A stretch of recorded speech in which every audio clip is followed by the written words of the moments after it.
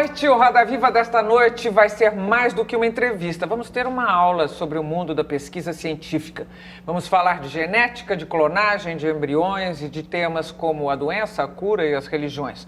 No centro da nossa roda está a professora e doutora Lígia da Veiga Pereira, geneticista carioca, radicada em São Paulo e reconhecida em todo o mundo como pioneira nas pesquisas sobre células-tronco, um tema tão fascinante quanto difícil de entender.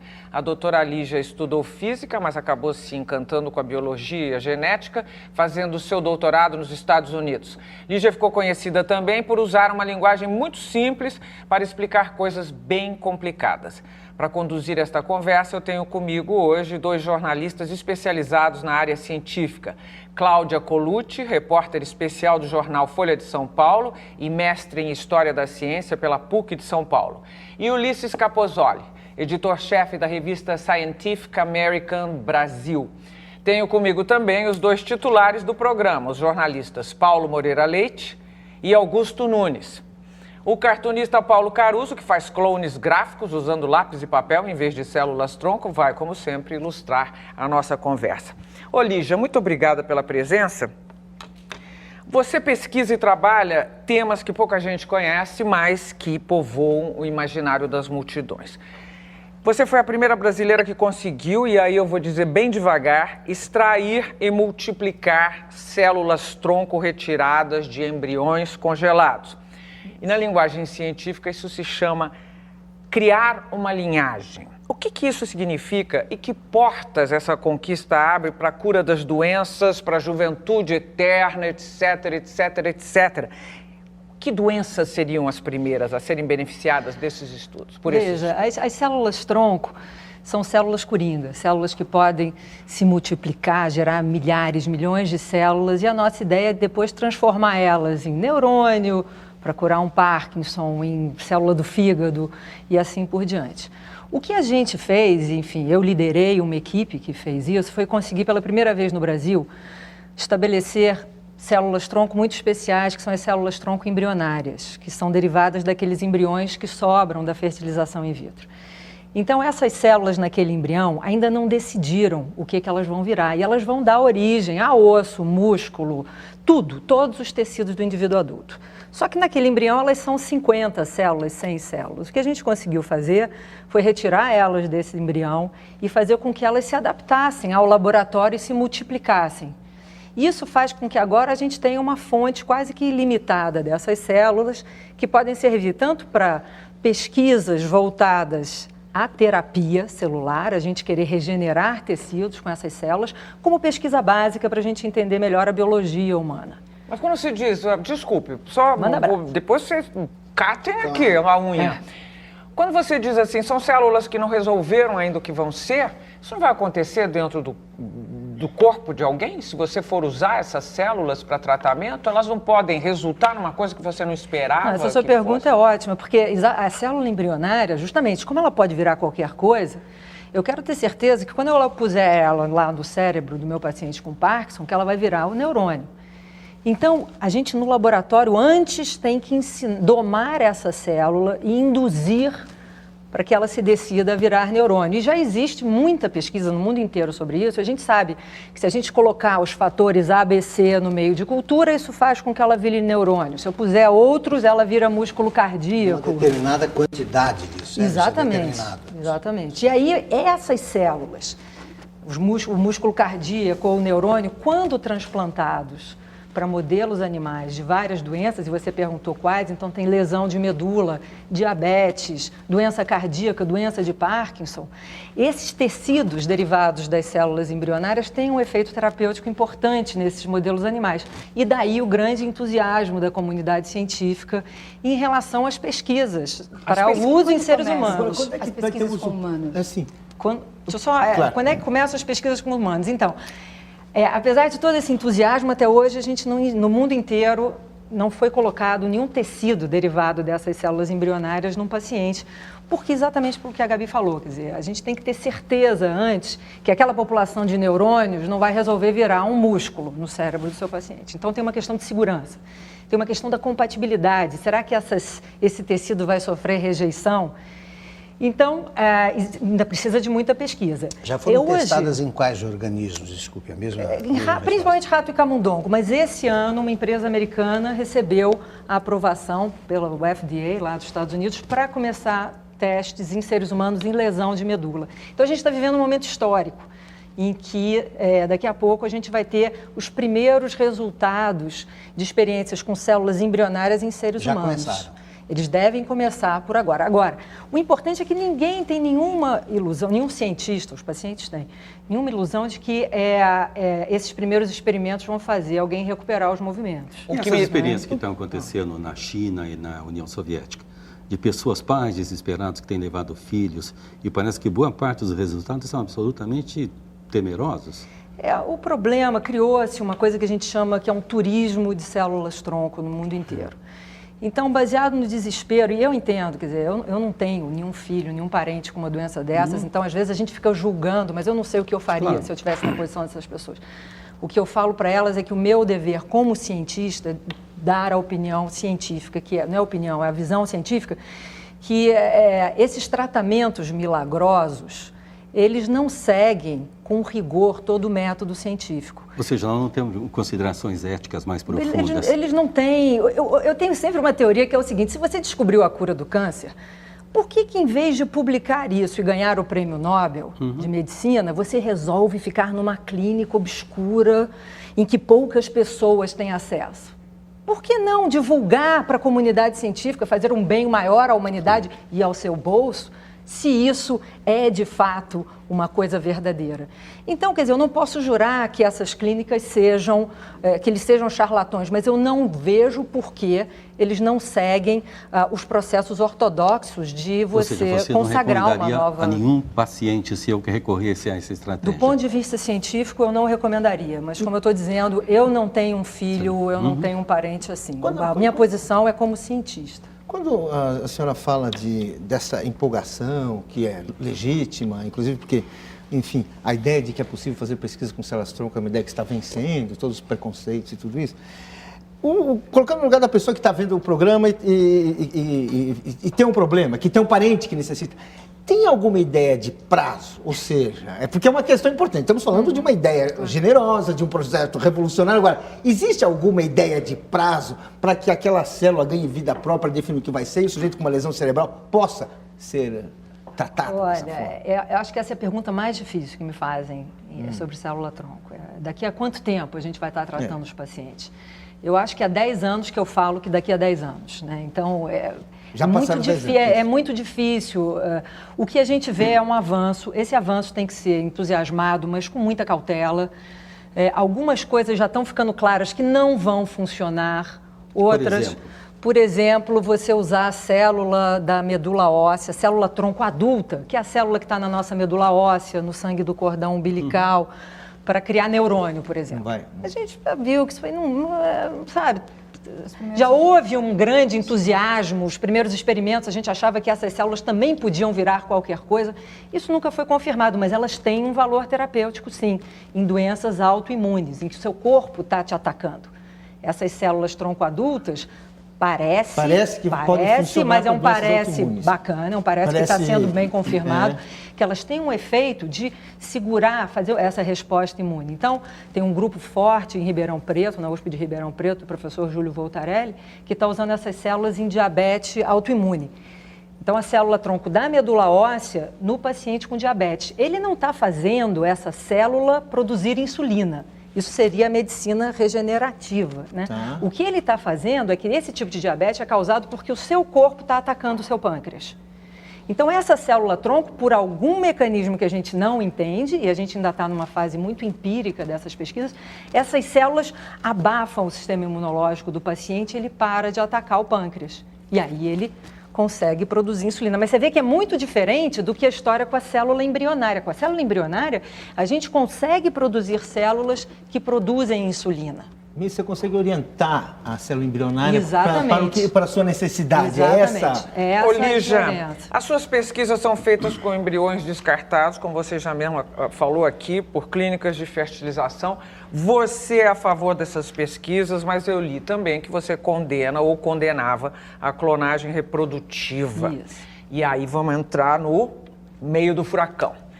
Uma coisa não vai levar a outra, afinal? Não, são coisas muito diferentes. Veja, a clonagem, ela pretende criar a clonagem humana pretende criar um ser humano não a partir de óvulo e espermatozoide. Tá? Nós fomos programados durante milhões de anos de evolução para reproduzir com essas células que são muito especiais, elas mantêm a integridade dos nossos genes. Tal. O que a clonagem pretende é pegar uma célula de pele, porque no núcleo de todas as nossas células você tem a receita completa para fazer cada um de nós. Tá? Todas as nossas células têm essa receita completa, então por que não pegar uma célula de pele minha, fazer um abracadabra e aquilo se desenvolver um embrião e virar outra lígia? É isso que a clonagem humana pretende. Por que a gente não acha, e isso é um dos únicos consensos no mundo, que isso não deve ser feito? Mas antes disso, é possível? Não sabemos, isso é possível em macaco, em bovino, em vários mamíferos. Quer dizer, existe a probabilidade de ser possível? Sim, existe sim, mas por que a gente acha que não deve ser feito? Todo medicamento ou prática médica, antes de ser testado em seres humanos, você testa em modelos animais, para ver se é seguro e para ver se funciona. A clonagem humana, a clonagem como forma de reprodução em modelos animais, já se demonstrou um desastre. Quer dizer, a gente só vê a ovelhinha bonitinha, a vaquinha clonadinha. Mas para gerar aqueles animais aparentemente normais, foram gerados dezenas, se não centenas, de embriões mal formados. E isso é pouco divulgado. Então, é simples, né? É um negócio que é perigoso. Então, se é perigoso, é uma prática que não funciona bem em animais, por que você vai fazer isso em seres humanos? Eticamente, a senhora acha aceitável essa ideia? Desculpa cortar, mas a senhora acha aceitável a ideia de clone humano? Não acho. Pois é, Agora, por que a Gabi falou da preocupação de poder usar o embrião da fertilização in vitro? Isso é muito diferente. A gente está pegando embriões que foram gerados para fins reprodutivos. Aqui no Brasil, você não pode criar embriões para pesquisa. Você só pode usar aqueles que foram feitos porque um casal queria ter filho. Né? Sobraram alguns embriões. Esses que estão congelados, a gente pode, então, depois de 3 anos de congelamento, o casal pode doar eles para pesquisa e a gente pode usar para retirar as células tronco. O excesso de demanda não vai criar um outro tipo de desvio? Vamos supor. Pesquisa, dá tudo certo, vai manter a juventude, vai curar as doenças e aí vira mesmo o que todo mundo espera da tal da célula tronco. É o milagre na Terra. Aí, se faltar material, não vai gerar um outro tipo de problema? Olha, essas células, uma vez você estabelecendo elas... Você sabe do que eu estou falando. Eu sei, você vai criar um comércio de embriões, porque vai ter uma demanda por esses embriões. Aí você entra na questão de legislação, vigilância e legislação. Aqui no Brasil, quem fizer isso, eu não sei agora os termos da lei, se é preso ou se é multado, enfim, isso é proibido, quer dizer, vai ser uma atividade marginal. Pode, todas as atividades como marginais... Como o transplante que tem comércio de órgãos. Exatamente, tá? Exatamente o caso do transplante de órgãos. Aí você vai impedir? Não, você vai regulamentar, vigiar e tal. O que acontece com as células tronco embrionárias é que a partir daqui, quando você consegue fazer uma dessas se multiplicar no laboratório, você gera muita célula, quase que uma quantidade indefinida. Então, o dia que isso funcionar, a gente vai ter, sei lá, dezenas ou centenas dessas linhagens independentes que vão suprir uma demanda. Não vai faltar, não vai faltar. Você não vai precisar de uma quantidade de contínua de embriões. Ainda nessa questão da clonagem... A sua linha de pesquisa, o que ela já gerou? A primeira linhagem? Essa primeira linhagem, quer dizer, a história dessa primeira linhagem é o seguinte, as pessoas ficam até um pouco decepcionadas porque a minha pesquisa específica não é na cura de nenhuma doença. Eu estou interessada em estudar eventos que acontecem durante o desenvolvimento embrionário. Eu acho que uma das perguntas mais fascinantes em biologia é como é que você parte daquela primeira célula que nós todos fomos e a gente dá origem a um ser tão complexo como é o ser humano. Ou mesmo um embrião, que já tem um nível de complexidade, formas. Como é que aquelas células sabem quem é que está orquestrando? Estão sendo orquestradas pelo genoma, mas como é que isso se dá? Como é que você vai estudar isso no ser humano quando isso acontece dentro do útero?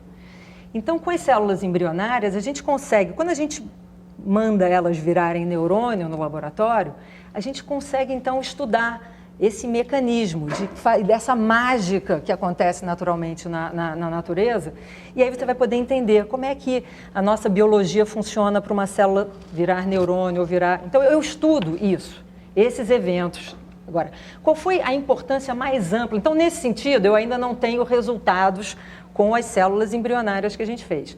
Mas o grande impacto dessa primeira linhagem de células embrionárias, que eu muito diplomaticamente chamei de BR1, que foi financiado pelo governo federal, o grande impacto dela é que ela deu autonomia, ela mostrou que o Brasil agora tem autonomia com as pesquisas e terapias com célula-tronco embrionária. Então, nós sabemos, desde pegar o embrião, retirar as células, multiplicar, até transformar isso em neurônio, e aí agora a gente precisa de gente pesquisando como transformar esse neurônio numa coisa que cure alguma doença, ou esse músculo cardíaco, e tem grupos trabalhando nisso.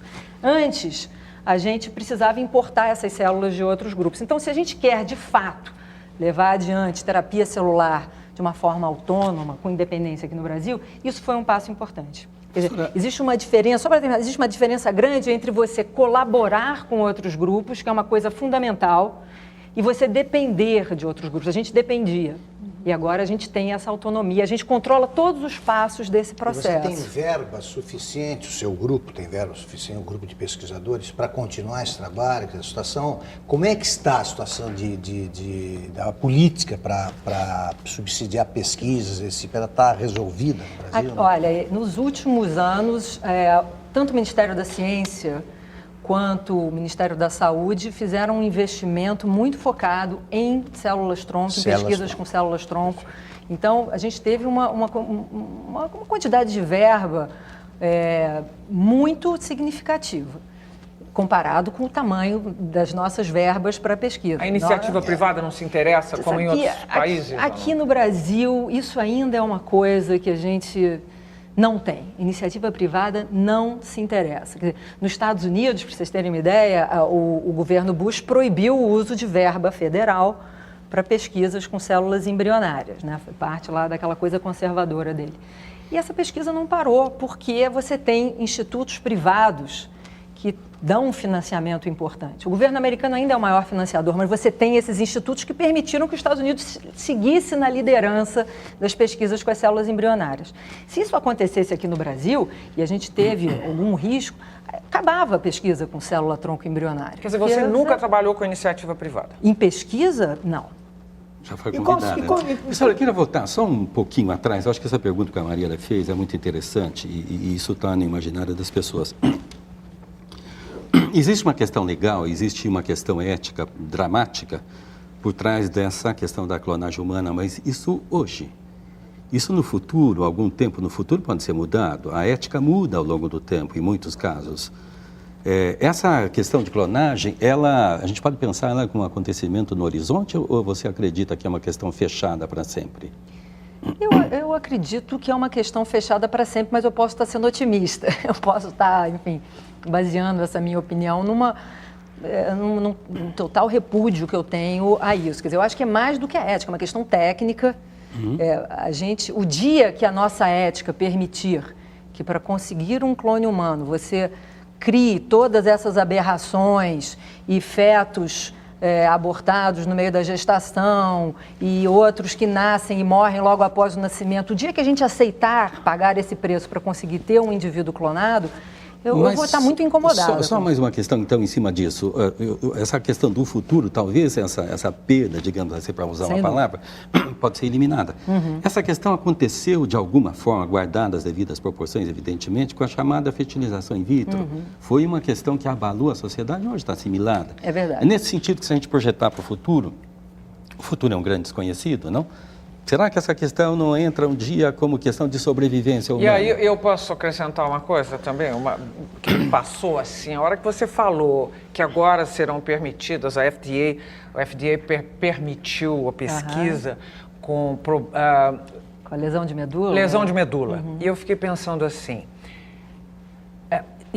não existe aí um problema ético, porque por quê? Porque na lesão de medula, tanto faz como fez, se der errado, deu, porque pior não vai ficar, é isso? Não, lesão de medula pode ficar pior, a pessoa pode ter uma lesão que paralisa daqui para baixo, depois o negócio pode subir, pode chegar... É complicado isso.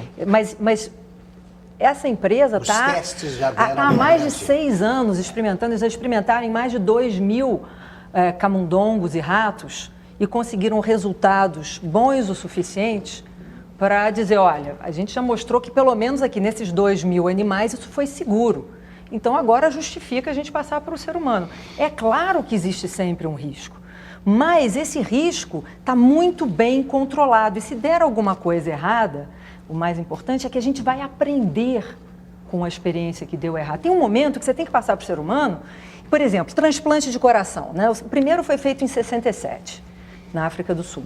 No fim de um ano depois, já tinham sido feitos mais de 100 transplantes de coração no mundo inteiro, com 80% de mortalidade. Aí o que você faz? Ah, não, então esquece transplante de coração. Não, você aprende com esses que deram errado. Mas essa não é uma analogia? Volta para a bancada, possível. Descobre que é o problema da rejeição, faz pesquisa, né? Com a clonagem, pode ser que um dia o meu argumento técnico não valha mais e a tecnologia tenha se desenvolvido o suficiente para você conseguir ter uma eficiência maravilhosa. Aí a gente vai ter que discutir outros aspectos, o aspecto social, o aspecto legal. O clone, ele é o quê? Ele é pai, ele é irmão, o direito de herança, a neurose, a esquizofrenia do clone. Aí você vai sair das questões científicas. É uma questão de assombro, evidentemente, mas eu acho que é uma distinção que a gente pode fazer nesse momento. O clone é o clone, não é a pessoa em si. Não, sem dúvida. Né? Mas eu estou falando do ponto de vista legal. Claro. Onde é que ele vai se encaixar naquela hierarquia? Você vai criar outras questões que vão ter que ser resolvidas. O que você está me dizendo é o seguinte, aí o dia que a ciência resolver o problema do clone, a gente vai fazer, aí o resto da sociedade vai ter que avaliar. Vão ter sempre uma questão de assombro, não? É. Sem dúvida. Agora, Lígia, essa é uma questão antiga, né? Não resolvida no Brasil em nenhum lugar. Para você, quando é que começa a vida? Isso foi uma discussão muito interessante que a gente teve aí durante anos para elaborar essa lei de biossegurança e saber se a gente pode usar o embrião e não o embrião. Quer dizer, porque está passando esse assunto pela religião, é isso? Quer dizer, está embutida a religião nessa pergunta. Porque a religião tem a sua definição. Para a religião cristã, católica, a vida começa no momento da concepção. O que ela fertilizou é vida e tem os mesmos direitos do que qualquer um de nós aqui. Tá? Outras religiões têm outras definições, outras culturas têm outras definições. Eu acho que a vida humana é um contínuo. Eu acho que essa primeira célula é uma forma de vida humana, assim como nós somos formas de vida humana, um feto, um recém-nascido, uma pessoa com morte cerebral é uma forma de vida humana. Tá? O que a gente estava decidindo ali não é quando a vida começa. É quando que vida a Constituição está se referindo no artigo que garante a inviolabilidade do direito à vida, liberdade, posses, né? Então, que vida é essa que a nossa Constituição está falando? Nós decidimos que uma pessoa com morte cerebral é uma forma de vida humana que a gente pode violar. Porque nós nos permitimos abrir essa pessoa e retirar os órgãos para transplante. Então, nós, de uma forma muito prática, aceitamos o conceito de vida, de morte cerebral, porque nos interessa facilitar os transplantes de órgãos. Em alguns países, Japão, por exemplo, os órgãos têm que parar de funcionar para a pessoa ser considerada violável. Tá? No outro extremo, um feto. O feto é uma forma de vida inviolável, segundo a nossa lei, porque o aborto é proibido.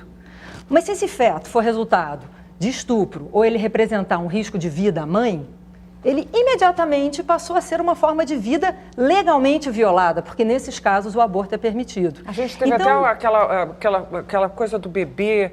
anencefalo. Quer dizer, a questão lá, então, não é quando a vida começa.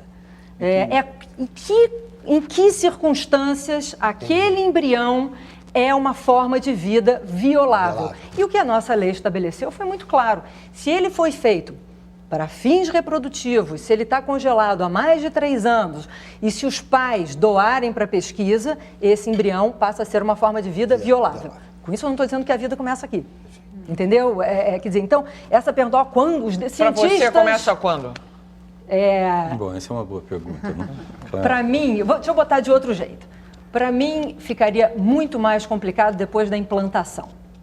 Depois da implantação, eu acho que esse embrião tem um outro status. Ele se integrou num útero, ele faz parte, agora ele tem todas as condições para se desenvolver. Com isso eu não estou dizendo que eu sou contra o aborto, nem estou dizendo que eu não usaria, mas seria para mim muito mais complicado trabalhar com um material que está sendo curetado de um útero do que usar esse. Então, o momento da implantação, para mim, é um momento importante. Espera aí, gente, deixa eu só fazer. Guardem todas as perguntas para serem colocadas em seguida. Nós estamos terminando o primeiro bloco do Roda Viva com a geneticista Lígia da Veiga Pereira. Voltamos logo depois do intervalo. Até já.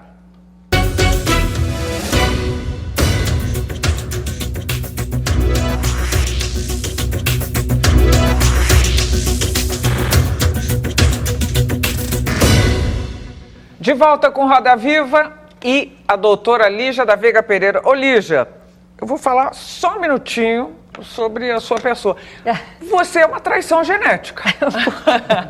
Porque você vem de uma linhagem de livreiros importantes. Seu avô era o José Olímpio.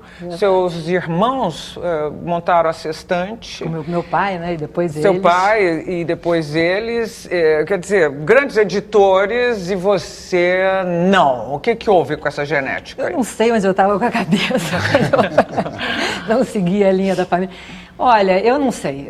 É muito engraçado o que dirige a gente, né? Eu até o fim do ginásio, eu era muito voltada às letras, eu escrevia, eu venci um concurso nacional de redação do Círculo do Livro com 12 anos, então achavam que eu é que ia seguir por aí. E aí quando eu passei para o então científico, ensino médio, eu não sei, eu dei uma bitolada, eu não sei se os professores... É fogo, esse negócio de professor, você tem um professor bom numa área, ele vai te atrair para essa área... E quando eu vi, não planejei nada, virei engenheira genética, né? Mas eu acho que esse background familiar, esse ambiente familiar, me ajudou muito na coisa da divulgação científica, né? Porque meus pais, ninguém entendia nada daquilo que eu estava fazendo. E eu tinha uma mãe que não se conformava. Então ela dizia, não é possível, você tem que saber explicar isso numa linguagem que a gente entenda, né? O meu primeiro livro do Sequenciaram o Genoma Humano e Agora, a dedicatória à minha mãe, formada em filosofia, por nunca ter se conformado em não entender o que a sua filha faz. Quer dizer, era um exercício diário de tentar explicar. E aí foi isso, mas eu quando vejo... A editora do meu pai, dos meus irmãos, a Sextante, o quanto eles se divertem e o trabalho maravilhoso que eles fazem um trabalho muito bacana de fazer mais gente ler, aproximar o livro da população, fazendo edições mais baratas, enfim. Então eu acho isso muito bacana. Eu acho Deixa que eu pegar faz uma o segundo diferença. estágio dessa pergunta da Marília. Você fez a sua graduação em física. Eu sempre me perguntei o que te levou da física para a biologia? E se a física te ajuda na percepção, se ela te instrumentaliza do ponto de vista... Eu sou um pouco suspeito, porque eu acho que a física é mais fascinante que a biologia, em todo caso. Eu acho que é uma questão de dimensão, né? Eu acho que a física está olhando, é como se tivesse o maior microscópio do mundo, claro. Você estivesse olhando... Eu gosto de olhar as coisas um pouquinho mais de cima, em vez de ver os prótons, os elétrons, eu gosto de ver as moléculas, a célula, o tecido, que é essa visão mais distante da biologia. Eu sou uma física de Araque, eu confesso aqui publicamente. Eu fiz a física... Porque eu já estava no terceiro ano de engenharia, quando eu decidi que eu me interessava... Ah, de engenharia? Porque eu era boa em matemática e física, eu ia passar no vestibular para isso, né? E devo ter tido maus professores de biologia, porque eu achava que biologia era uma decoreba, enfim. Então, quando eu decidi, eu já estava no terceiro ano de engenharia, e aí me disseram, olha, muda para física, são 4 anos, e aí você faz uma iniciação científica, um estágio em um laboratório de genética, para ver se... Porque aí você vai depois fazer a pós-graduação. E aí foi isso, mas, enfim, eu tinha, a minha turma, nós éramos 4, 3 físicos geniais, os meus colegas, apaixonados por aquilo, e eu querendo me formar para fazer minha pós-graduação em genética. Então, eu digo que eu sou uma certa física de Araque. Queria perguntar uma coisa assim, voltar um pouco uma discussão inicial, que no mundo inteiro hoje existe essa discussão sobre o ateísmo. Existem cientistas importantes, inclusive um grande biólogo, que escreveu aquele livro, Deus, um delírio, e tem uma discussão de que a ideia de Deus mesmo atrapalha o conhecimento científico, né? Quer dizer, como se... enfim, essa é uma visão que está ganhando terreno, e essa ideia de religião permeia boa parte dos debates sobre células-tronco, que permeia a ciência o tempo inteiro. O evolucionismo. Exato. Como é que você se coloca nisso? Você é a favor do ateísmo? A senhora tem uma religião? A senhora acredita em Deus? Como é que é? Uma vez eu até falei para a Gabi, quer dizer, eu gosto de acreditar em Deus. Me conforta achar que existe uma força maior que, de alguma forma, cuida da gente, um paizão, não sei. Que, de alguma forma, o meu pai, a minha avó estão por aqui, estão me protegendo. Isso me conforta. Então, eu escolho acreditar nisso. Eu, com isso, não vou querer demonstrar nem provar isso para ninguém. Eu acho um privilégio acreditar nisso porque isso me acalenta. Agora, você pegar... E a essência da religião? Então, a minha religião seria a religião católica ou cristã. Minha mãe fica brava quando eu digo que eu sou católica, mas eu tenho que me identificar com alguma coisa. Mas eu acho que houve uma deturpação dos valores. O valor de amor ao próximo eu acho ótimo, acho maravilhoso, que é uma construção de uma vida melhor. Agora, se eu vou poder evitar filhos, se eu vou poder ter relações antes do casamento, todas essas coisas... que esses outros valores menores que a igreja resolveu ter essa bandeira, eu acho isso uma pena, porque isso não tem a menor importância, não está na essência da religião e afasta as pessoas. Não aceitar o darwinismo e que a gente ouve a evolução e não que foi um desenho inteligente, abracadabra, surgimos, eu acho isso tudo uma pena, uma lástima. Né, que o Sol é que gira em torno da Terra, esse tipo de coisa. Mas então, o que é que sobra, então, Lígia? O que é que você gosta de acreditar Sobra a essência do amor ao próximo. De você respeitar o outro e tratar o outro como você gostaria de ser tratado. Mas isso é religião? Ou isso é humanismo? O budismo também. Também, pois é, mas como isso foi me apresentado dentro por isso que eu falo, quer dizer, se eu tiver que escolher uma, foi porque culturalmente, talvez seja mais uma cultura do que uma religião, e essa essência seja uma essência básica de todas as religiões. Você acredita em alguma coisa? Só para perguntar assim, para ser um pouco duro, até porque como o Dawkins lá é um pouco duro também. Assim, você acredita em alguma força sobrenatural? Alguma coisa que a gente não pode provar, que a gente não pode demonstrar? Que é essa polêmica em torno da religião, que é colocar um valor de uma coisa que você não demonstra. A ciência seria aquilo que a gente demonstra, aquilo que você demonstra empiricamente, que está aqui nessa caneta, tudo isso. Você acredita nisso ou você é uma coisa quase que íntima, do estilo do Einstein, que falava que natureza sem religião, ciência sem religião, mas não estava falando daquela religião como a gente entende a religião? Veja, a gente já chamou de Deus tanta coisa que hoje a gente sabe o que é, né? Então, o relâmpago era um Deus, o sol, a lua. Então, eu acho que existem coisas aí que a gente ainda não sabe explicar, e pode ser que a gente um dia explique, e pode ser que não, eu não sei. Eu fico um pouco otimista, porque, enfim, me conforta, eu acho insuportável pensar que, e pode ser que seja verdade, e eu acho insuportável pensar que não existe o céu, que quando a gente morrer acabou. Eu até acho que é muito provável que seja isso. É muito provável. É muito provável, mas eu acho insuportável pensar. Então eu prefiro, por isso que eu digo, eu prefiro. É da natureza humana. Então mas você acha que isso interfere? Não vou falar, interfere no seu trabalho? Não interfere em nada, eu sei dividir muito bem o que é essa minha angústia, né? E o que é o conhecimento científico? Você toparia fazer uma descoberta que você preferiria não ter feito? Você faria uma descoberta que você preferiria não ter feito? Por exemplo, se a ciência te conduz para um lado, assim, você vai ficar menos credo, vai acreditar menos na existência de Deus. Mas você o darwinismo, essas coisas todas são isso. E eu acho fantástico. É irrefutável. Já nasceu completado. Agora, eu perguntei isso para dizer o seguinte, você disse há pouco assim, e aí a gente vai mandar aquelas células serem exatamente... Isso aí não é meio papel de Deus, né? Pelo amor de Deus. Você vai mandar uma célula... Deixa eu colocar aqui. Não é mas não. deixa eu juntar na sua. Você era apaixonada pelo Monteiro Lobato por um livro chamado A Reforma da Natureza, em que a Emília resolve que a vaca devia nascer com uma torneira. E que a melancia tinha que nascer numa árvore grande. De alguma forma, vocês hoje na pesquisa não estão sendo as Emílias da vida e tentando isso que eu chamo de brincar de Deus. Você tem toda a razão. Brincar de fazer... essa reforma da natureza. Que a natureza faz por conta própria. Exatamente. Mas nós estamos fazendo isso há milênios, só que com técnicas menos sofisticadas. Se você vê uma foto do que é o milho original, é uma coisa micra, retorcida e seca, e por cruzamentos a gente transformou nessa delícia. Quer dizer, a gente vem fazendo essa reforma da natureza há milhares de anos, desde que a gente começou a agricultura, a agropecuária, só que hoje em dia a gente faz com coisas mais sofisticadas, à medida que o nosso conhecimento, a gente põe o gen lá dentro da soja e ela fica resistente ao não sei o quê, né?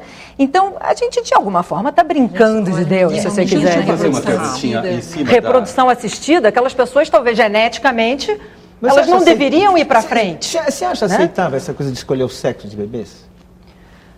Eu Eu vi você falando mal disso, criticando, eu achei uma postura correta, mas é uma discussão que está cada vez mais comum aí. É muito complicado isso, porque a princípio você pensaria, bom, o casal já teve, culturalmente, por exemplo, o canal chineses já teve 4 filhas, né? O cara está quase matando, né? Enfim, muitas culturas valorizam o menino e tal. Mas o que me incomoda nisso é onde é que você coloca a linha. Tudo bem, então agora eu posso selecionar o sexo. E a cor do olho? Se eu posso selecionar o sexo, por que eu não posso selecionar a cor do olho? Os nazistas tentaram. E o QI? O QI, exatamente. Mas também, por que não? Não é mais E gostoso, orientação mais sexual, fácil, já que né? Na hora de fazer o ele que é dever. menino, vai ter Não. que saber que esse menino que orientação sexual ele terá Pois também, é, né? e na hora do dever de casa, não seria melhor o embrião com QI mais alto? Chato. Olha, deixa eu voltar E um aí onde é que se nessa- para? Então isso me incomoda. Entendeu? Uma coisa é você fazer uma escolha de embrião porque você não quer ter um embrião, um filho, outro filho com uma doença degenerativa. Isso é fácil. Agora, outra coisa são essas coisas mais subjetivas, né? Então, Uma manipulação das pessoas. por isso né? que eu não acho, eu nem condeno, mas eu acho que é delicado. É uma coisa delicada para a gente começar a aceitar e tem que começar a discutir bem por causa disso. Onde é que você coloca ali e diz, não, peraí, agora é frescura, a cor do olho. Bom, mas e o sexo, entendeu? Então Só deixa eu voltar um pouquinho numa questão digamos, de natureza meio filosófica, que está na sua pergunta. Na pesquisa científica, você tem o que a gente pode chamar de experiência de estranhamento, né? Você é física, o Einstein perguntou um dia, o que acontece se eu viajar em paralelo a um grão de luz? O tempo para, não? Uma pergunta infantil, mas com resposta nada infantil. Na pesquisa científica, quando você tem essa experiência de estranhamento, você fala, puxa, mas como pode ser assim? Você faz uma descoberta teórica, prática e tudo mais. Nessa ideia de Deus, não o Deus, o Deus no imaginário das pessoas, o velhinho de bata, tudo mais, mas uma coisa que a gente pode chamar da instância da criação, que não é um ser, é uma instância de criação. O estranhamento da descoberta, ou esse estranhamento produzido pela descoberta científica não pode te conduzir a certa instância de conceituação disso, instância de criação. Se você quiser chamar de Deus, você pode chamar. Você está Ninguém querendo sabe dizer o que quê? Chega um ponto que não dá para explicar, então vamos partir Porque eu para acho que Deus. Einstein chegou a uma que coisa Deus, dessa. quando você fala de Deus, essa palavra está carregada de sentido e as pessoas pensam no velhinho de bata, de não sei o quê, o trono. A instância da criação mesmo, isso que você não pode traduzir, que é o limite da razão. Quando você sai do arrazoado técnico, você entra numa dimensão estética, por exemplo. Podemos pensar esse tipo de coisa, eu acho que com uma certa liberdade, ou não? Qual é a sua opinião? Eu não sei. Outro dia, um professor genial, o Amabit, lá da USP, estava me falando de uma espécie de mariposa que no verão ela fica, a asa fica de uma cor, porque a cor do tronco no verão é uma, e no inverno muda e não sei o quê. Aí eu olhei para ele brincando, falei assim, depois não acreditam em desenho inteligente, né? Então, quer dizer, é de uma sofisticação, a seleção natural é capaz de gerar uma sofisticação de vidas, de criaturas biológicas, de soluções para problemas, que é fascinante. Se isso tem algum criacionismo, enfim, não sei dizer. Lígia, na pesquisa clínica tem surgido um personagem que tem ganhado bastante destaque, que é o placebo, o efeito placebo. Em pesquisas recentes aí, não publicadas em periódicos científicos, pessoas relatam que tiveram melhoras após aí a transferência de célula-tronco, e muitos cientistas colocam essas possíveis melhoras ao efeito placebo.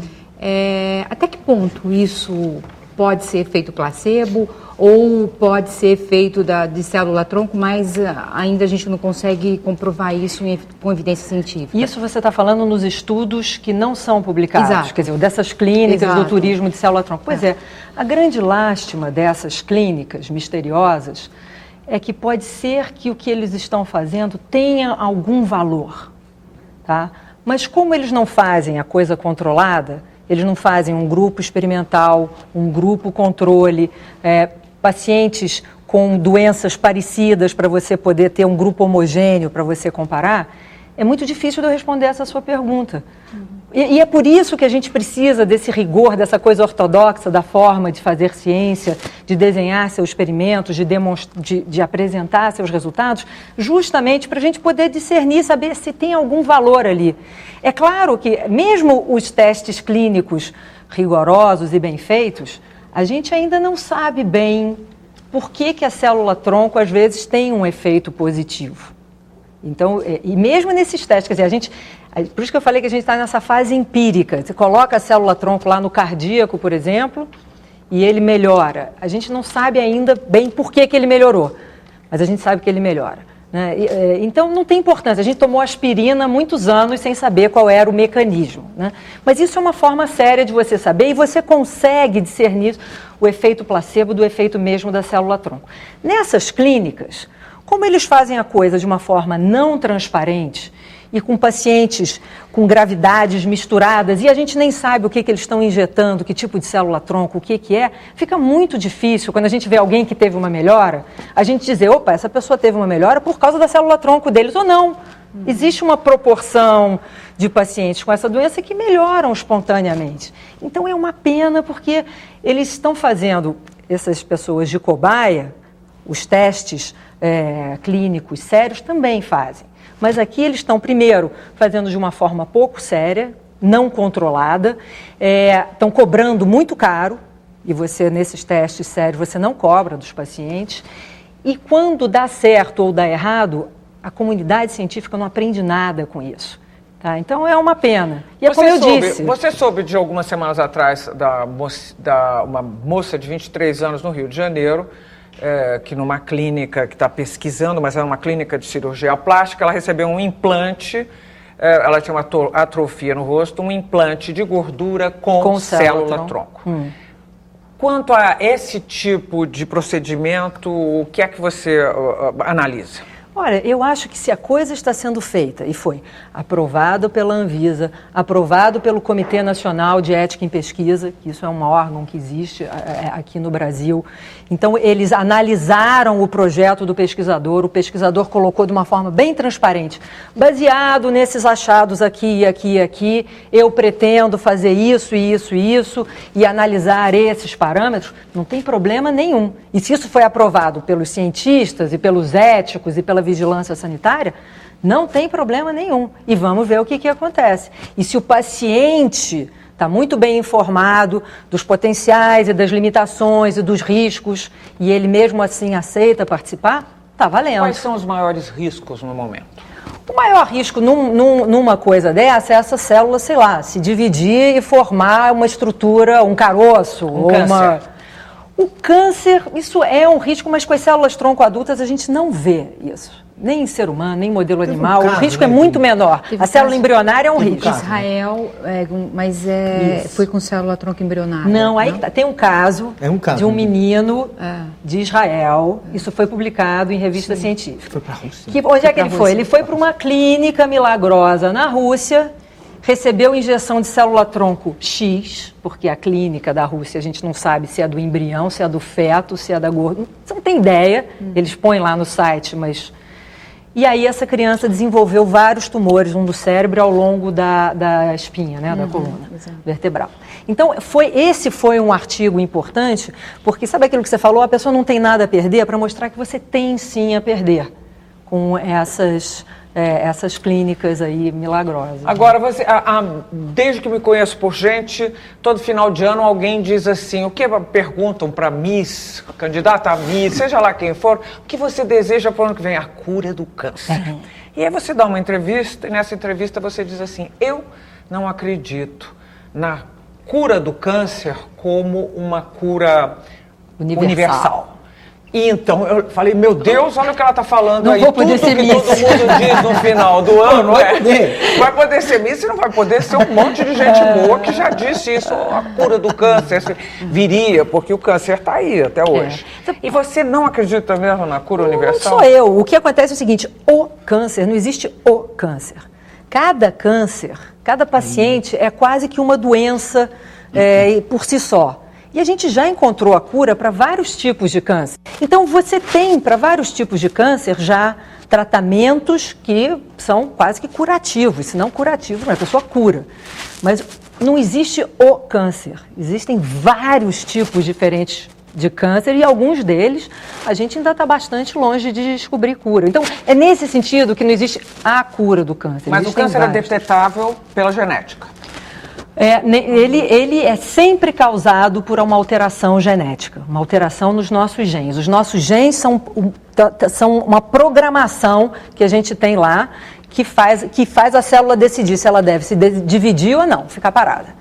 Se você tem algum erro nessa programação, a célula começa a se dividir onde não devia e gera um tumor. E para descobrir isso, a gente corre o risco de ter a nossa real privacidade exposta, é isso? Agora, isso pode acontecer porque você herdou isso dos seus pais, e isso é mais raro, só 10% dos cânceres são herdados, ou isso pode acontecer porque você fuma, porque você pegou sol sem protetor solar, porque, enfim, por várias outras coisas adquiridas. Essas coisas adquiridas você não acharia fazendo um teste genético, analisando o seu genoma. Você faria esse teste genético para saber se você tem alguma propensão? O que acontece é o seguinte, bom, sequenciamos o genoma humano, tenho aí toda a receita do ser humano em mãos, então existem algumas empresas que já oferecem um teste geral do seu genoma, né? Você tira um raspadinho da bochecha, manda para lá, e eles analisam todo o seu genoma e te mandam um relatório pela internet dizendo que você tem 30% de chances de ter doença cardíaca. Fazem um apanhado de mais de 50 condições e te dão as probabilidades de você ter isso ou aquilo. Qual é o problema desses testes hoje? É que o nosso conhecimento ainda é muito limitado. Eu sei sequenciar um genoma, eu sei analisar, olhar isso tudo, eu ainda não sei o que isso significa. Então, essas empresas tomam um cuidado de dizer assim, olha, baseado no conhecimento atual, a sua chance é essa. Presume. Mas amanhã pode sair um outro trabalho que essa sua chance de 30% virou 5%. Então, eu acho ainda cedo para você... É curioso, né? Pode dizer a sua origem, que você veio lá, que você é primo do Gengis Khan. Mas, no mais, em termos de doença... E provavelmente para fazer seguro-saúde daqui para frente... Seguro de vida, você vai isso é interessante. ter que... Nos Estados Unidos já é proibido você usar a informação genética da pessoa contra ela, pelo empregador, contra o seguro de saúde, tudo. Eles já criaram uma legislação já prevendo isso, né? Estamos terminando o segundo bloco do Roda Viva sobre genética com a doutora Lígia da Veiga Pereira. Nós voltamos logo depois do intervalo. Até já.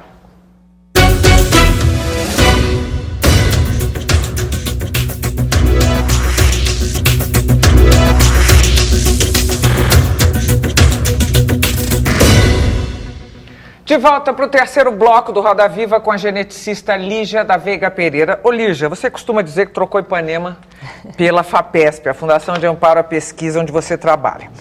Como é que é a vida de um pesquisador brasileiro? Quais as maiores dificuldades? A grana ou a burocracia? A burocracia. Quer dizer, se você é um pesquisador brasileiro que mora em São Paulo, é a burocracia. São Paulo, não, de fato, eu brinco que eu troquei Ipanema pela FAPESP, mas de fato, eu trabalho na USP, mas eu sou financiada, minha pesquisa em São Paulo é financiada pela FAPESP, e de fato a FAPESP faz toda a diferença, quer dizer, se você demonstra competência, se você tem uma boa ideia, um projeto bem estruturado, eles vão financiar a sua pesquisa. E eles resolvem bastante da burocracia. Agora, a burocracia é infernal, Por exemplo, você está nos Estados Unidos trabalhando, você tem uma ideia e você quer testar uma hipótese, você precisa de um reagente novo.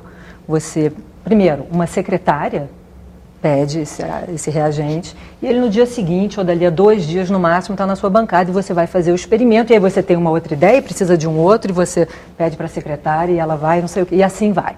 Então, um mês você testa 4 hipóteses diferentes. Aqui no Brasil...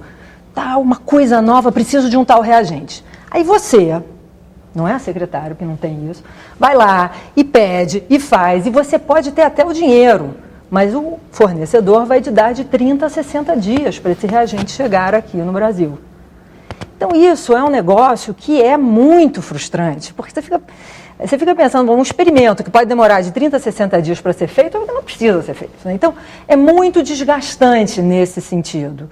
Essa falta de infraestrutura e a história da burocracia.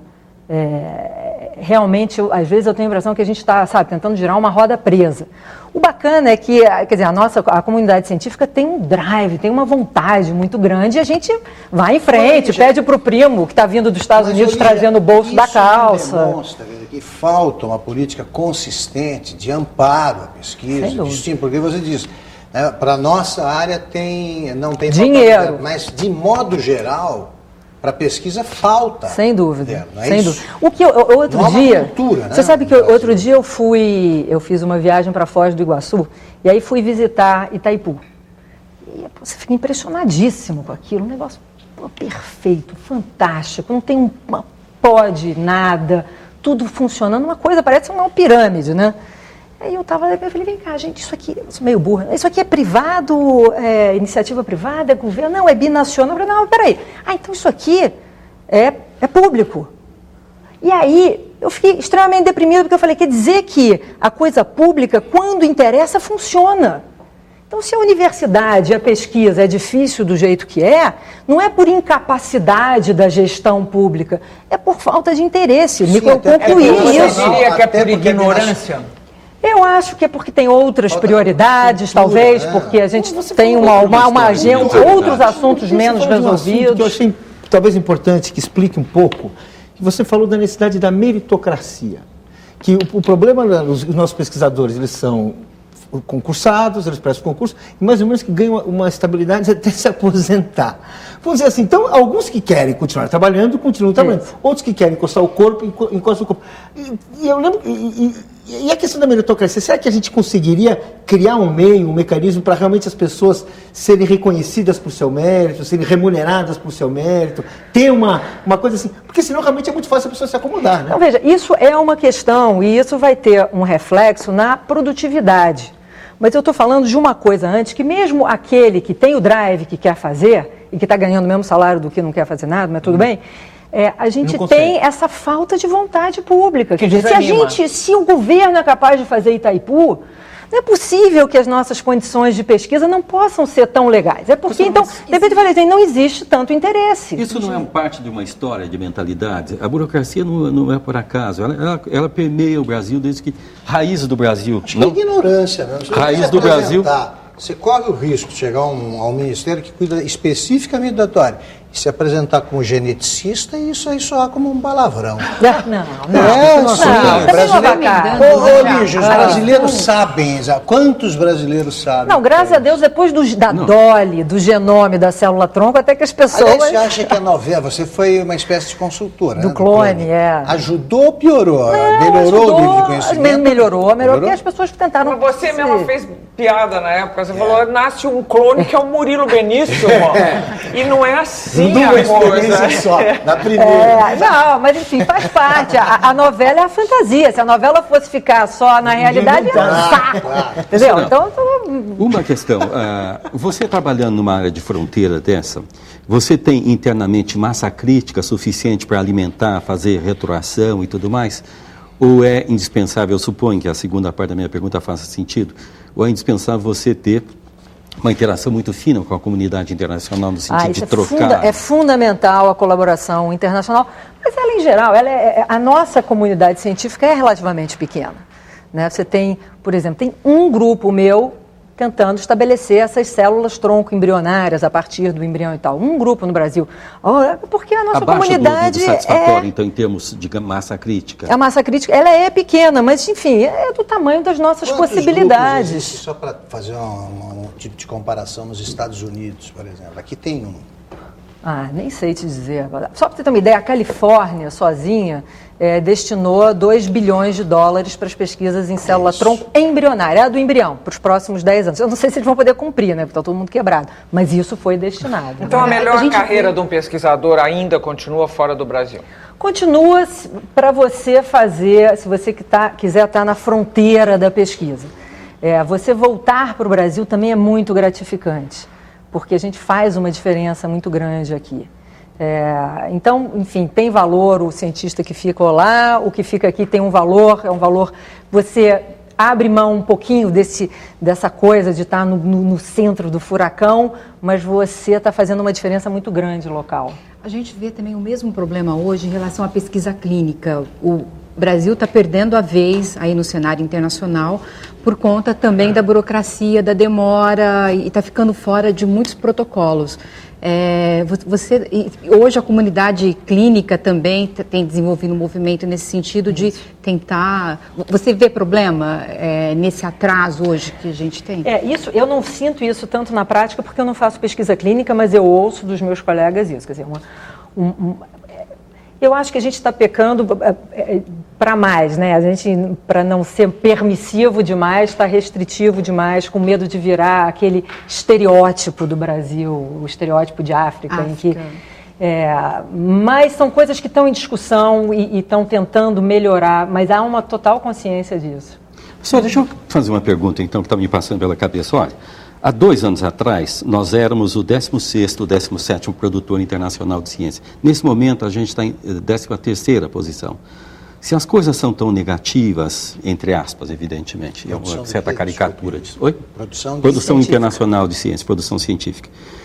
Se o cenário é tão desfavorável, o que explica o fato da gente estar galgando lentamente posições? Não, veja, primeiro assim, a coisa não é tão negativa. Eu estou dizendo que é difícil se eu comparar com os Estados Unidos. Estar difícil agora era mais difícil antes, então isso vem melhorando. A gente vem tendo mais verbas para pesquisa, a gente tem mais alunos interessados, a gente tem um interesse da sociedade maior, pelo menos na minha área de pesquisa, e isso tudo facilita. A internet melhorou assim brutalmente, facilitou brutalmente a forma de colaboração com outros países. Então a coisa vem melhorando e isso se reflete nessas mudanças. Mas o que eu digo é que ainda nós temos obstáculos desnecessários. Por exemplo? A burocracia. A burocracia não é um problema. A importação do negócio, quer dizer, porque tem gente que faz contrabando, eu que sou cientista e que estou trabalhando para o governo me penaliza, o meu empregador me penaliza e eu tenho que esperar de 30 a 60 dias para um novo reagente chegar e pago uma série de impostos em cima dele, como se eu estivesse importando uma Barbie. Mas a burocracia não é um fantasma que afeta em todos os cantos, todo momento, vertical no Brasil? Tudo é burocrático. Mas a Itaipu funcionou, eu estou fixada na Itaipu. Mas às vezes não funciona direito, temos apagões, né? Te causou grande impressão mesmo Itaipu, me causou é isso? Nesse sentido, de repente, eu sempre dizia, não funciona, não funciona, não é verdade. É difícil. O funcionamento é difícil porque é público e a iniciativa privada, que é uma maravilha.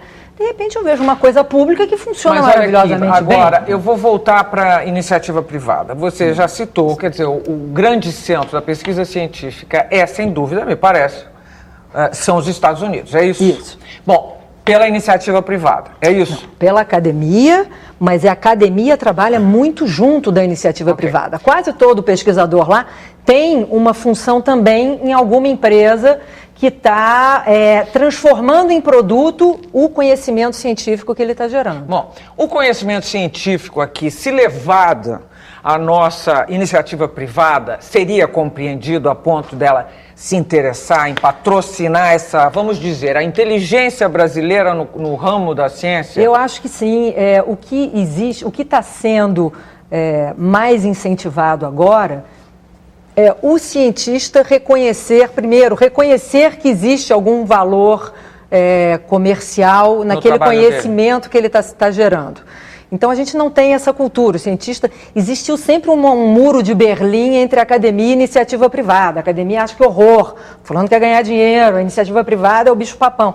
E isso ficou claro, a própria FAPESP e o governo tem fundos de incentivo à pesquisa a fundo perdido para empresas interagirem com a universidade. Então, nos últimos 5 anos, isso vem sendo, eu acho, que uma revolução ótima. Esses fundos?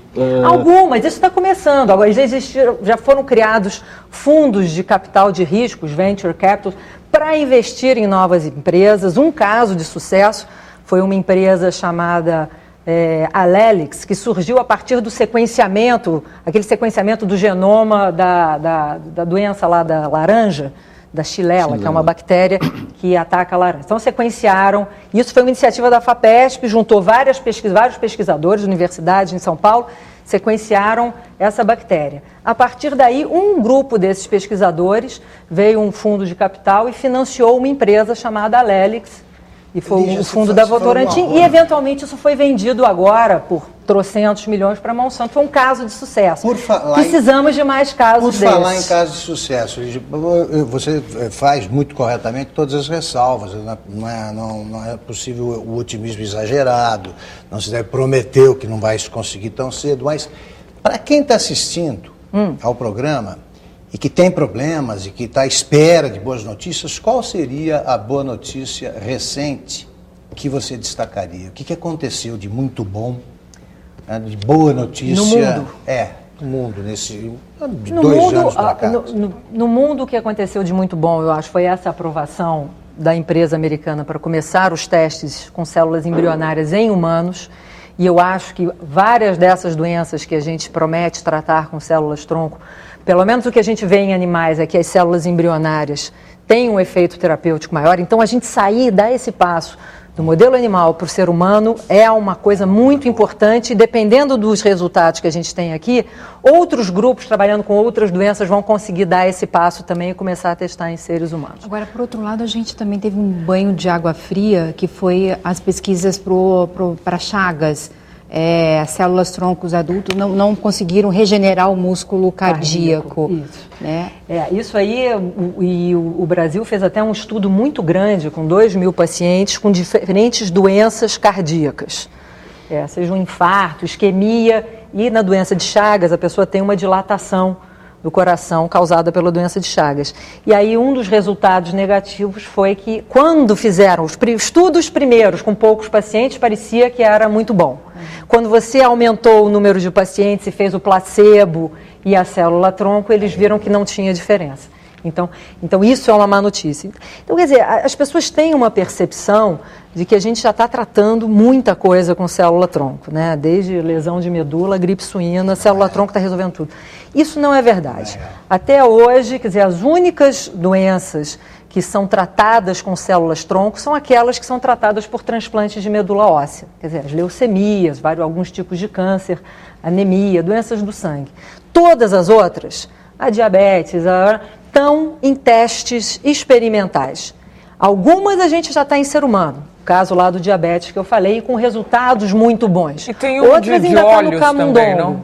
Não tem uma de regeneração da mácula. Da mácula, exatamente, também. Então, quer dizer, a gente ainda está engatinhando nisso, mas é que a expectativa é muito grande, porque são doenças que a gente ainda não tem cura ou tratamentos eficientes. Enquanto estratégia na área de células-tronco, a gente pode pensar em acontecimentos que vão ocorrendo quase que cumulativamente, ou alguns acontecimentos eventuais podem abrir um espaço novo e extremamente revigorante, ou a gente pode pensar nessas dois acontecimentos paralelos? São os dois acontecimentos. Quer dizer, você tem aquela coisa do conhecimento que vai de grão em grão, e aí, de repente, alguém faz uma síntese. Tem um negócio. Então, teve o japonês lá que conseguiu transformar uma célula de pele, regredir ela para virar célula embrionária. E aí você tem uma célula embrionária que você não precisa destruir o embrião.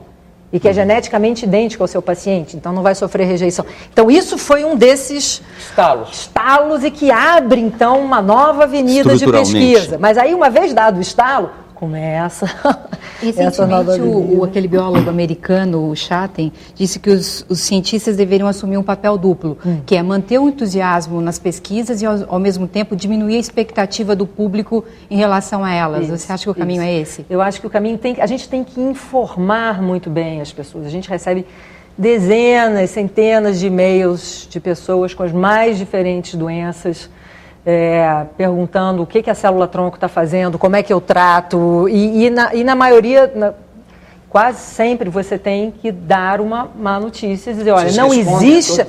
Eu respondo, quer dizer, e foi criada uma rede nacional de terapia celular e a gente está programando ter lá um centro responsável por responder e atender esses pacientes que muitas vezes o paciente não fez o básico e já está querendo ir para a célula-tronco. Você diz, vem cá, você tem diabetes, mas você está controlando a insulina, não sei o quê. Não, mas eu quero a célula-tronco. Não, cuida disso aqui, que por enquanto a célula-tronco ainda está...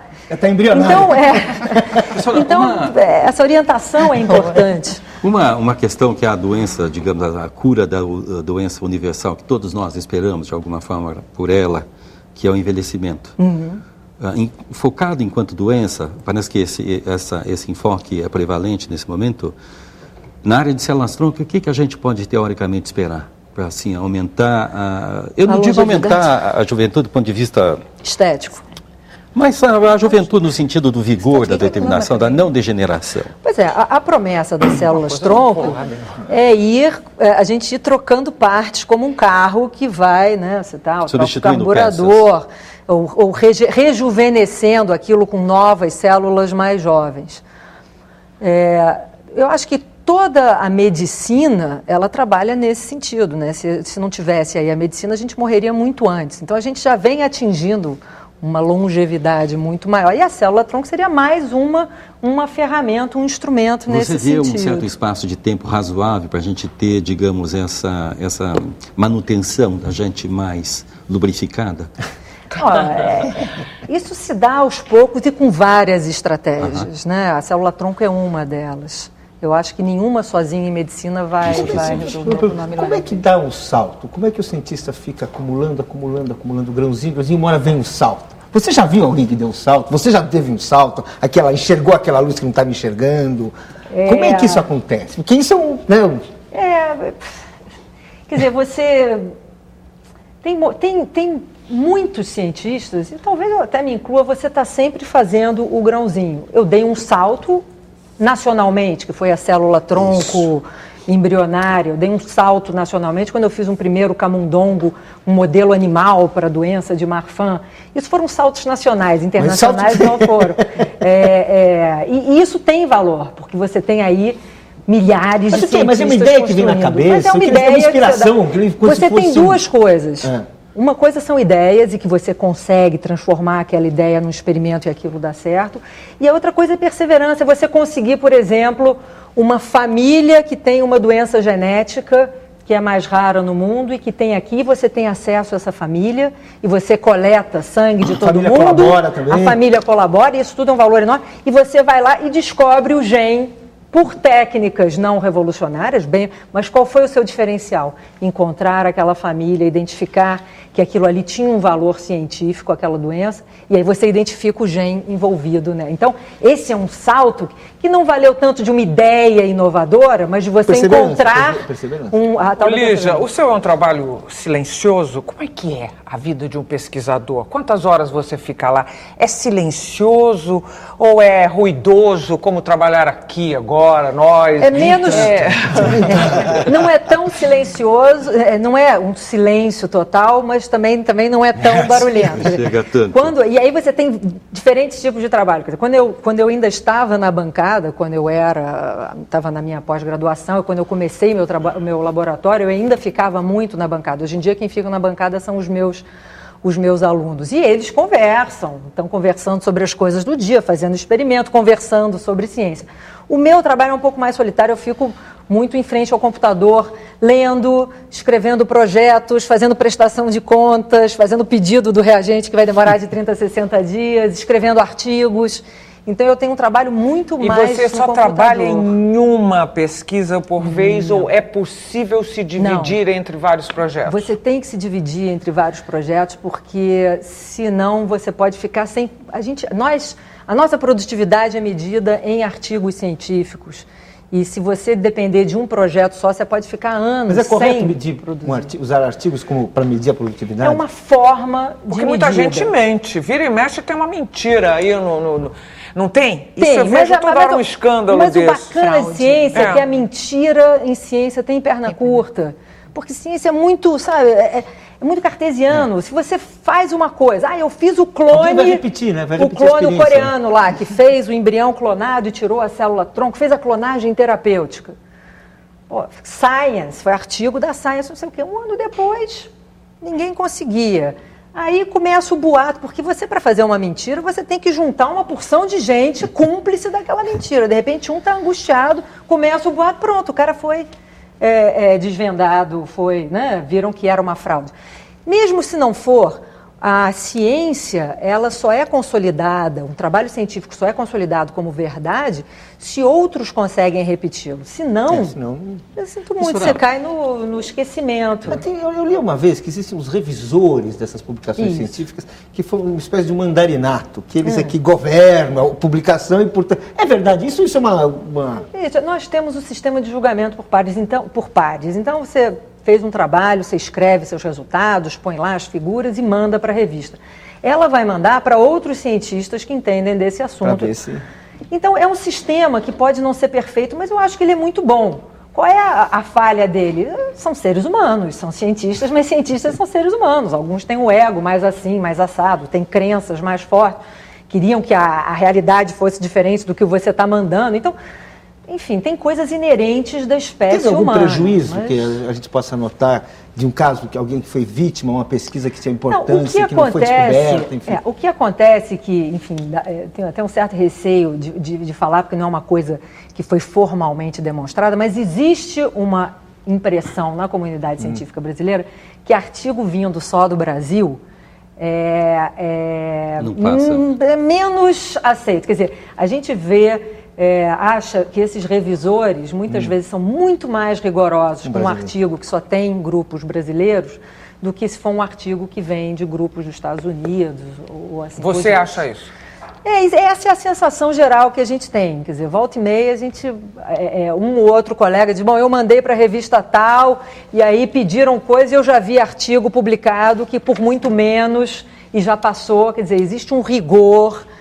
Enfim, a gente tem que construir essa imagem de ciência forte. E a gente está fazendo isso. Deixa ele fazer uma perguntinha aqui. Eu tenho uma pontinha de curiosidade, me perdoe por isso. Você, há muito tempo, pesquisa essa síndrome de Marfan. Isso. Normalmente, quando a gente faz isso, tem alguma razão, tem alguma questão que toca Como é que foi o seu início nessa área? Quantas pessoas têm essa síndrome no Brasil e o que a gente pode... Vamos fazer o seguinte, acabou o programa, na volta, eu explico. Que a gente vai fazer uma avaliação, você responde a essa última pergunta do Ulisses. Por favor, nós estamos encerrando mais um bloco do Roda Viva com a doutora Lígia da Veiga Pereira e voltamos logo depois do intervalo. Até já.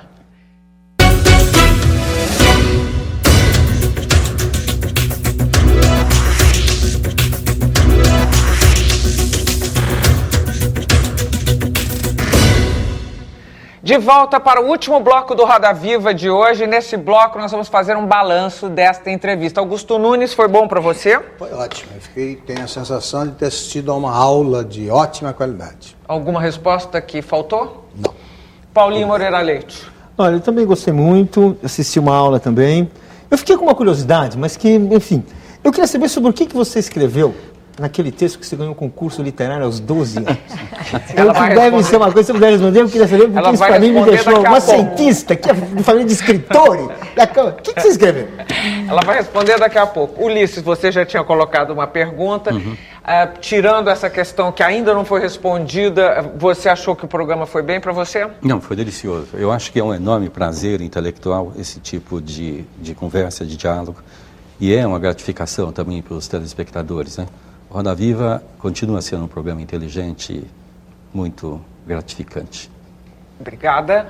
Cláudia. Eu achei ótimo, acho que as questões relativas aí à célula-tronco ficaram muito bem explicadas. Agora, uma dúvida que eu fiquei em relação a banco privado de cordão umbilical.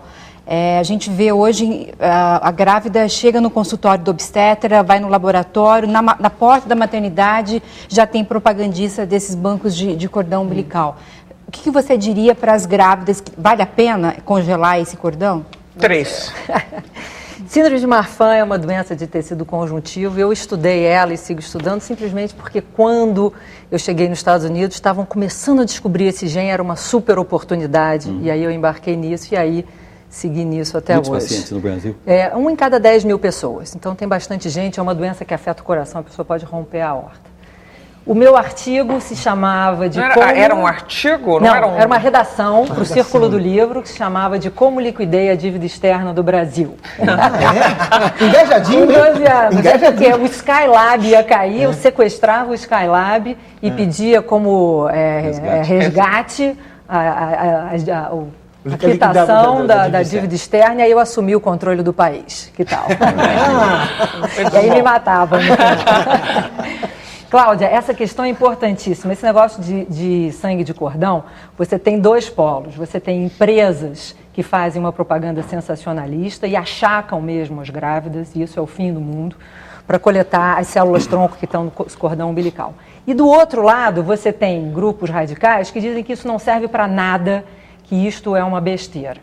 E os dois lados são pouco transparentes. E talvez esse lado aqui seja até por reação a essa coisa agressiva. O sangue de cordão, ele é uma alternativa para transplante de medula óssea, então qualquer doença que você trata com transplante de medula óssea, você trata com transplante de sangue de cordão. Se a pessoa deve ou não fazer isso, é muito pessoal. Essas doenças são muito raras, então a probabilidade de você precisar disso, se você for guardar o seu, é muito pequena. Por outro lado, são doenças muito graves e os bancos públicos no Brasil ainda são incipientes. Então, quando me perguntam, vale a pena é financeira. A pena é porque não é uma coisa barata. Então, a pessoa tem que fazer a equação dela e sabendo que não está comprando a vida eterna do filho, mas também que não está jogando dinheiro fora, ela vai ver o quanto aquilo vale. É a mesma coisa do resgate do helicóptero. Você quer contratar isso no seu seguro de saúde ou não? Então, eu acho que é isso que eu diria para as grávidas. Ô, Lígia, muitíssimo obrigada, mas ainda tem tempo para você fazer uma análise. Você ficou satisfeita? Faltou coisa que a gente devia ter perguntado? Não, o que faltava é o que a Cláudia perguntou, que eu achei ótimo, né? Porque isso aí, eu acho que até da outra vez que eu vim ao Roda Viva, foi uma coisa muito acalorada, essa discussão, e eu acho ela sempre muito pouco transparente. Você tem esses dois polos do sensacionalismo e o do não serve para nada, são charlatões. E não é verdade. Aí no meio, o que é preciso em tudo, e eu acho que isso é um compromisso que o cientista tem que ter, porque nós temos um poder que é um conhecimento que a população não tem. E eu acho que cientistas que usam essa informação de forma pouco transparente estão abusando desse poder. Então, o meu compromisso é com a transparência. E também essa coisa de fazer as pessoas entenderem, o que a gente faz, que eu acho fundamental. Bom, e uma curiosidade, um segundo antes de acabar. Você lê o quê? O que você está lendo? Que não seja pesquisa. Eu acabei de ler essa de Queiroz, a Cidade e as Serras, enfim. A minha leitura é não científica. Adoro um Dan Brown, um Código da Vinci, mas enfim, eu circulo mais ou menos por tudo. Um beijo muito grande. O seu marido, o cirurgião plástico, discute com você suas ideias? Vocês têm discussões até éticas sobre o trabalho de ambos? Temos, e é muito rico. Quer dizer, ele é um super companheiro em todos os tipos de discussão, seja lá eu chorando com as burocracias ou celebrando a célula-tronco do embrião. E a gente troca muito figurinha. Você falou da injeção da célula-tronco de gordura, e ele fala, já deu. Eu falo, ainda não, os seus pacientes vão ser meio cobaia. Então a gente tem uma troca muito gostosa. É muito bom. Muito obrigada. Muito obrigada, Cláudia, Ulisses, vocês, obrigado. Obrigada, Paulinho, aí, atrás.